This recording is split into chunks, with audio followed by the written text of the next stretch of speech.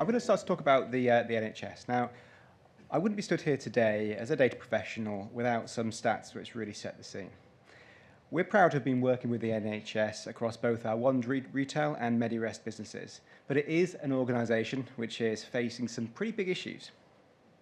The NHS is in the middle of a workforce crisis, and over half the leavers are voluntary resignations. These aren't people who are retiring, they aren't people who are leaving because of poor performance or restructures or something like that. They're leaving because they've found somewhere better to work. Annual turnover is running at around 10%.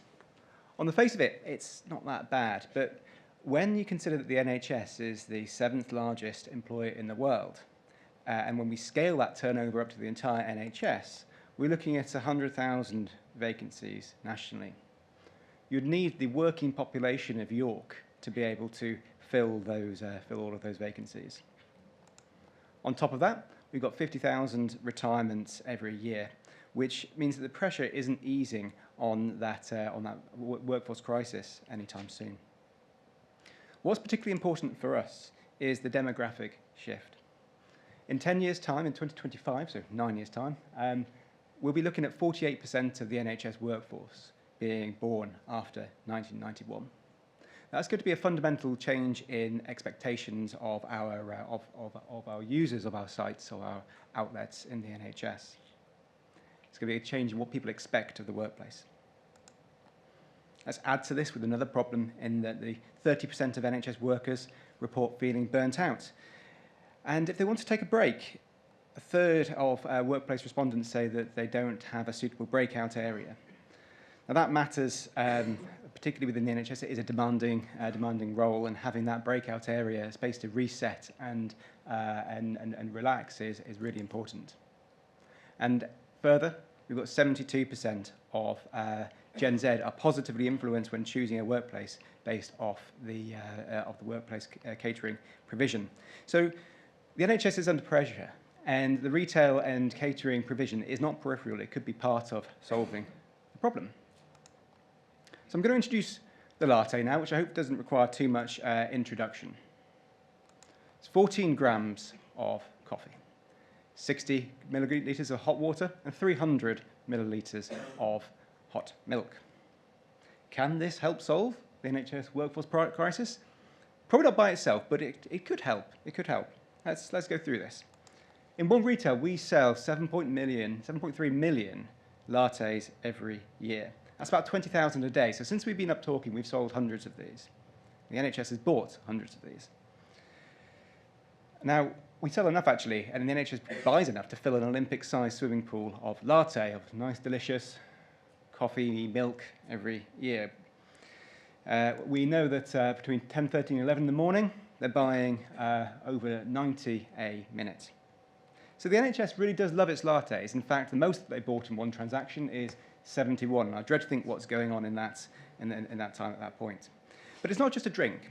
It's part of a ritual, it's part of a routine, it's part of comfort in a demanding work environment, as it brings an element of normality to what can be, quite frankly, a very stressful situation. So, can we solve the workforce crisis through coffee? It's quite a big ask. And if the latte is so popular, then can growing its presence in the healthcare market help solve it? Well, the stats continue to be in its favour. Over half of adults drink coffee at least once a day. Over a quarter drink several cups of coffee a day. In fact, nearly 2 in 3 adults aged between 50 and 64 drink at least 1 cup of coffee a day.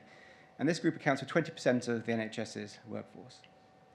Adding to that, people are spending more in cafes and restaurants. So there, the evidence is indisputable. Now, coffee is the hero product of the NHS. But it's not quite as simple as that.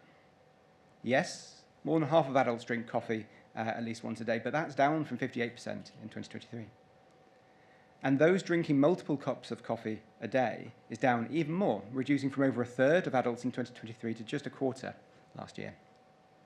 Now, while 62% of the 50 to 64 bracket drink at least 1 cup of coffee a day, only 30% of under 25s do. And yes, people are spending more on cafes and restaurants, but they're spending even more on entertainment. So coffee is big in the NHS, but our consumers aren't one-dimensional. And a pertinent comment from the previous presentation was, the world isn't a single demographic, and we're seeing that right here. So, does everyone love a latte? Now, I love an Olympic-sized headline-grabbing statistic, but I prefer to feel the heartbeat of a business and see what this looks like on the ground. So I've chosen 2 sites that we operate here. One, on the left here, we've got Southend Hospital, and then 182 miles north, we have Jimmy's, or St James's University Hospital in Leeds. Now, both are university hospitals in theory, but they have very different users of them. Only 4% of the workforce in the Southend NHS region are under 25, but in the Leeds region, that's 82% higher at 7.3. And that's just for the workers. The students are very different. The nature of Jimmy's Hospital, with the breadth of teaching and the proximity to the university, means that they have over 4 times as many students on site than they do at Southend. That all flows through into our last statistic here. I think it's probably not the last statistic, but the one I'm going to present on this slide is that 20% of our transactions in Southend have a latte related to them. But in Jimmy's and St James's, only 10% do. So we're seeing subtle movements at a headline level, but when we see individual sites here with very different demographics, with very different age profiles, we see that really come to the forefront here. So understanding the root cause, there are 2 factors at play here that are kind of pulling it against each other to a degree. Firstly, we've got the healthcare workers. They are still drinking more coffee than almost any other profession. In fact, 3 times as much as marketing folk in the room, apparently. As we said, the NHS, it really does love a latte. However, they are drinking less than they used to. Almost half say that they have reduced their coffee intake or stopped it altogether. And then the second element is age. Younger drug workers are drinking coffee less frequently.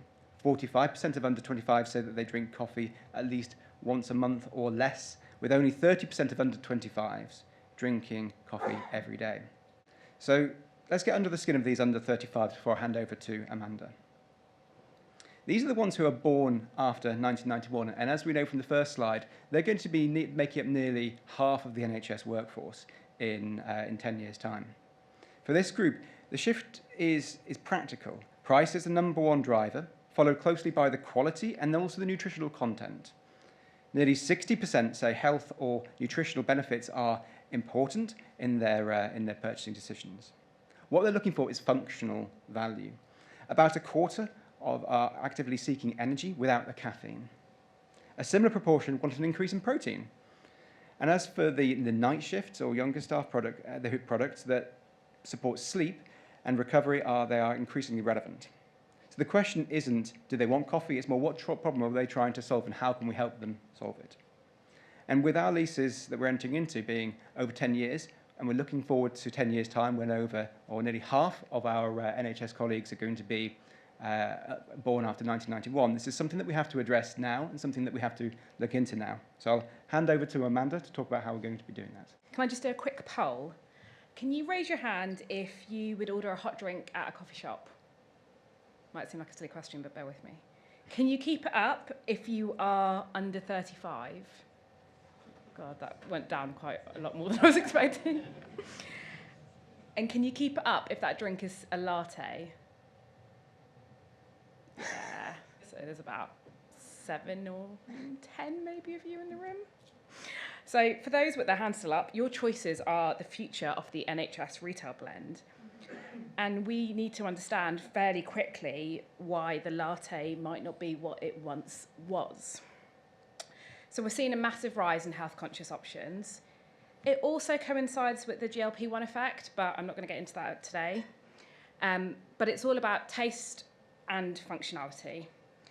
As Ben alluded to earlier, 25% of our under 35s want energy that's not from caffeine, and we're seeing that with the matcha effect. I saw more people with a matcha on the tube today than I did with a coffee. An ice matcha that was as well. Protein, I don't know about you, but my social media algorithm as an older millennial is just forcing me to up my protein intake, more so than I was ever forced to take drugs at school. It's like, where's the talk to Frank for protein? Like, it's mad. So we really need to focus on that. And then this one really astounded me. 20% of under 25s, they want their food to support better sleep. When I was under 25, sleep was just something you did, like amongst partying and work and so on. So we know price still remains the number one driver, but health is becoming more and more extremely important in food and beverage purchasing. But that's about where Gen Z are now, and we can talk to you in details of what they're doing now. But what are the key fundamentals that we're finding in this generation? Value is huge. Looking back at people born in the 90s onwards, they didn't know life before a club card, Nectar points, meal deal was standard in the supermarket, stamp cards, loyalty apps. Every brand has those. They expect it from a brand being a one-man band to 450 stores. It is built into their core. Sourcing transparency, social care, all those values, they don't necessarily want to see it in their face, they just expect it from us as brands and as retailers. And then they want agility. If they see something on TikTok, like a matcha or a cool donut, they want to see that across a UK nationwide brand. We partner with Costa, we're their biggest franchise partner, and they've only recently put into matcha in every store. And it was literally because getting the supply chain to put matcha in every single store takes its time. More farms in Japan and China have to be built that grow matcha, and it wasn't just as easy as sticking into 5 boutique coffee shops in London. But the younger generation started to distance themselves from Costa. They're back in the game, and we're already seeing that younger generation come back. But don't let social media influence think you into that they're big spenders. 40% of them use budgeting tools to navigate their spending. So we have a bit of a task on our hands, and this is where our partnership with CACI really comes into its fruition. And it would be rude of us to be invited here to talk about the NHS and coffee without mentioning how we use CACI. But we've all seen it in hospitals, 10-year retail leases, and yet the brand and the site feels stale by year 4. So what Acorn data really helps us is anticipate that demographic shift. By 2035, 48% of the workforce will be born after 1991. Acorn allows us to see that shift in real time. If we're seeing the site demographic move from settled suburbia to young professionals, we don't wait a decade to make that change. We can pivot now so we prevent any legacy burdens. Acorn don't just tell us where our staff live, it also highlights their health priorities. We aren't treating them as one, sorry. We're using functional fueling data to model, adapt, and build our menus. We're turning our hospital canteens into wellness areas. We realise that this generation crave experience, but that's not necessarily what they want in the work environment. They want 5 minutes of comfort, 10 minutes of rest. They want 5 minutes to just chill out, have a drink, have a matcha or whatever, and be away from their working world.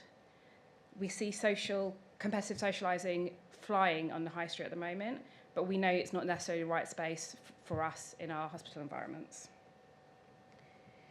At peak, we sell 90 lattes a minute. Operationally, a nightmare. Revenue, great. But how do we support those operations on delivering that?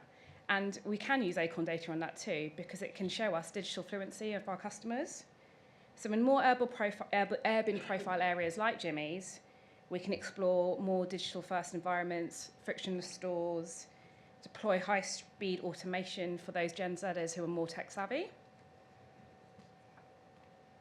And then finally, CACI can show us how stretched our demographics are. We know price will always be the main driver, and Acorn helps us understand how their disposable income moves beyond guesswork. So we can be aligned with specific price sensitivity data, ensuring our retail spaces remain accessible to the very staff the NHS is struggling to retain.